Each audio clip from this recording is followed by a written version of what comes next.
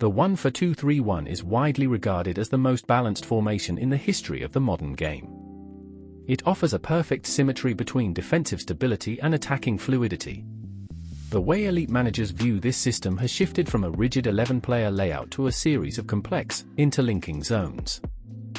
While many predicted the 1-4-3-3 or the 1-3-4-3 would replace it, the 1-4-2-3-1 remains the primary choice for teams that want to dominate possession while maintaining a solid defensive rest defense. Its secret lies in the double pivot, a foundation that allows the front four to play with absolute creative freedom. In this masterclass, we aren't just looking at where players stand on a whiteboard. We are analyzing the tactical evolution. We will see how modern 1-4-2-3-1 systems adapt to the high-intensity pressing of the current era and how positionless play has made this formation more unpredictable than ever before.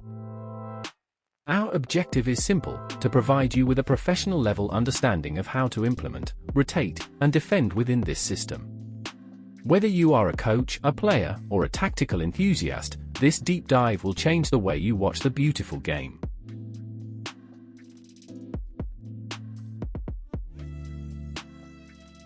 In the modern version of the 1-4-2-3-1, the build-up begins with the centre-backs. They are no longer just defenders, they are the primary playmakers from deep. They must split wide to create a massive horizontal stretch, forcing the opposition strikers to choose between covering the middle or pressing the flanks. The goalkeeper acts as the apex of a triangle. By staying active and high, he allows the centre-backs to push even wider, essentially creating a back three during the initial phase. This numerical superiority is the first step in dismantling a high press. Perhaps the most significant change is the role of the fullback. In elite modern systems, we rarely see both fullbacks hugging the touchline. Instead, one fullback often inverts into the half space or the central corridor, joining the defensive midfielder. This movement transforms our base into a 3-2 structure. This box in the middle of the pitch provides maximum security against counter-attacks. If we lose the ball, we have 5 players positioned to immediately execute a counter-press, preventing the opponent from breaking out. While one fullback inverts, the other must be an overlapping specialist. Their job is to provide a maximum width. By staying high and wide, they force the opposing winger to track back 60 yards, effectively removing one of their counter-attacking threats. The two central midfielders, the double pivot, must work in perfect harmony. One is the anchor, focused on screening the defense.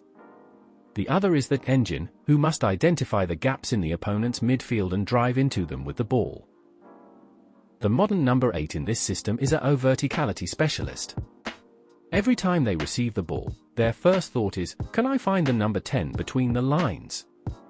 This aggressive passing mindset is what separates a possession-based team from a dangerous attacking team. Ultimately, these roles are fluid. If the number 8 drops deep, the inverted fullback might push higher into the 10 space. This positional rotation is the hallmark of code football. It keeps the defense guessing and creates constant chaos.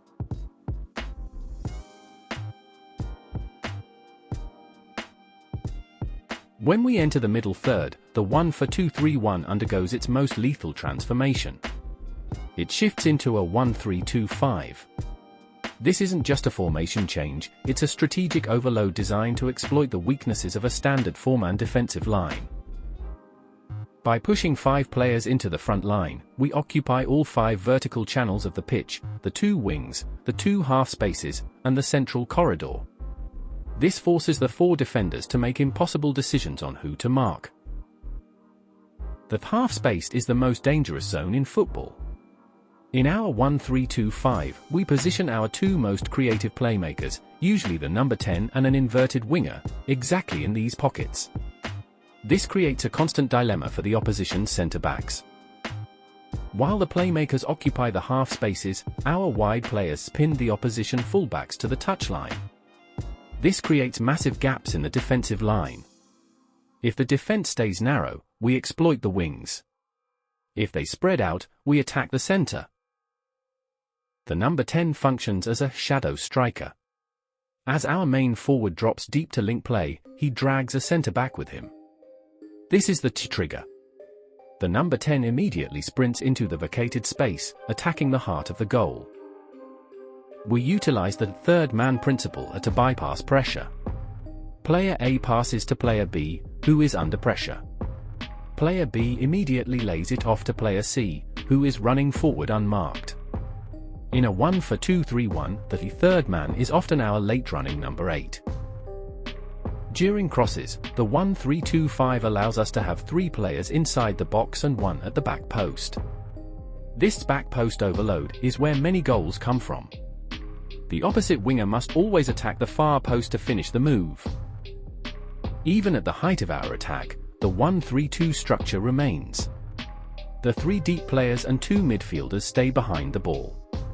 This rest defense ensures that even if our attack fails, we are never vulnerable to a long ball transition.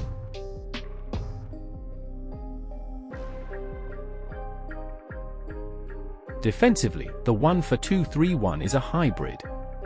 It's a 1-for-2-3-1 when we are organized, but it quickly shifts into a 1-for-2 when we decide to press. This transition is triggered by the number 10, who moves up to lead the line with the striker. The press begins when the opponent plays a negative pass or a pass to a fullback facing his own goal.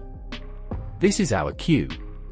The striker and the 10 cut off the center, forcing the opponent to play into the wide trap.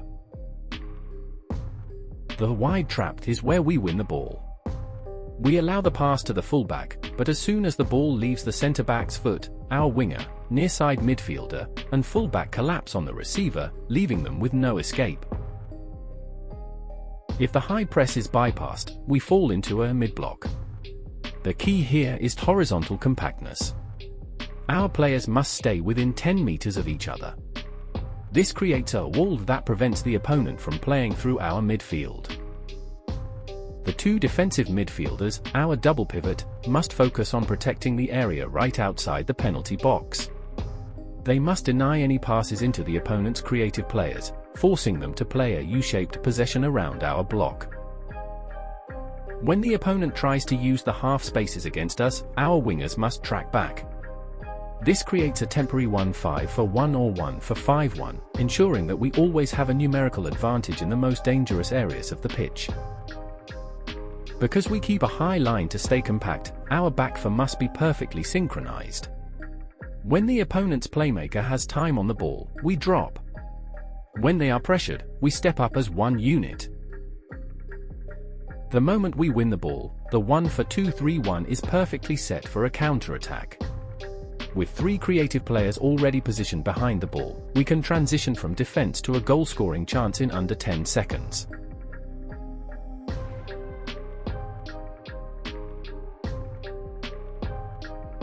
To summarize, the 1-for-2-3-1 is the king of tactical balance. It is a formation that can be as conservative or as aggressive as the manager desires. By mastering the rotations we've discussed, you can dismantle any defensive block in the world. Implementing this system requires discipline and high-level spatial awareness. It is not enough to simply draw it on a board, players must understand the triggers. When the number 10 moves, the winger must react. This tactical synchronicity is what defines world-class teams. I want to hear your thoughts. Which part of the 1-for-2-3-1 do you find most difficult to coach or play against? Let's start a discussion in the comments section below. Your feedback helps us build a better community here at Code Football. If you found this masterclass valuable, please hit the like button and subscribe. Your support allows us to keep bringing you these professional-level deep dives. Thank you for watching, and I will see you in the next masterclass.